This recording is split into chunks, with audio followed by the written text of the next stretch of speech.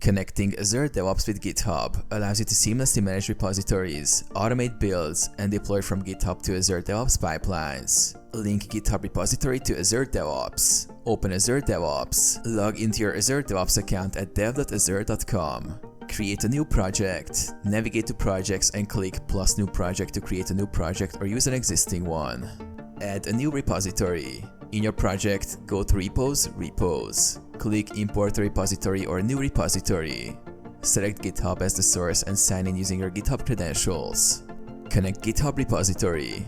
Once signed in, Azure DevOps will ask for the repository URL or organization. Provide the necessary credentials and select the repository you want to integrate. After authentication, Azure DevOps will sync with the GitHub repository. Set up pipelines. Once connected, create pipelines to automate builds and deployments. Navigate to pipelines and select plus new pipeline. Choose GitHub as the source, authenticate again if necessary, and select the desired repository branch for the pipeline. Test and automate. Link issues, pull requests, and pipelines between Azure DevOps and GitHub.